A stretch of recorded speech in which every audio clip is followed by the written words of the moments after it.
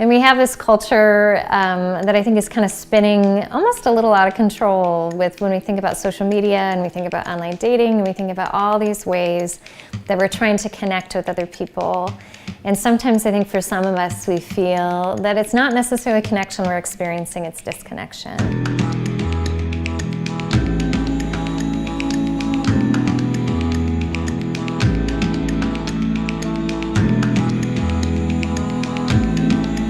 This theme that we keep bringing up, which is fear and pain driving my behaviors, is very much connected to vulnerability.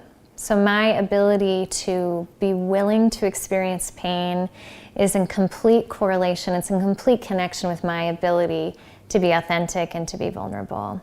If I'm choosing relationships and partnerships that I'm really not that into, or I don't really care that much about, my heart really can't be broken.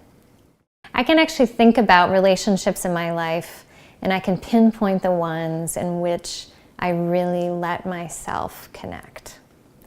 And I can pinpoint other relationships that seemed like, at least on the surface or on paper or on social media, to be very connected. I'm not sure if I was really fully there. And I think that's a reality. When we talk about our barriers to love, sometimes the barrier is that I can't even show up in a loving way. And I understand why. It's like a no shit comment. It's like, it really hurts to have your heart broken. But what I want you to really understand today, and the things we're going to explore, is what are your alternatives to a broken heart?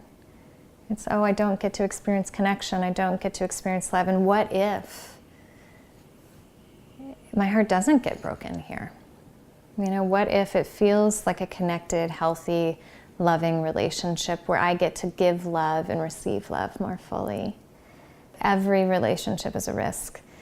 If I can move into that, if I can free myself and realize I can't control elements of my life, I can't control other people. What I can control is how I'm showing up, what I'm offering, how I'm taking care of myself in that, and recognize my life will never be static, and that we don't actually want static. Static means it doesn't move, static means we don't grow, static means we don't change, static means that we can't deepen and free and show up more fully. And so if I can embrace this idea that every relationship is a risk, and it's a risk worth taking, it's really that we free ourselves to realize, like, yeah, like there's a cost to this, there's a risk to this, and I'm willing to show up in this and let go. Like, not so much so in this passive, like I said, unconnected to ourself kind of way. Like, that's why we lay all this groundwork before I'm even talking about this idea.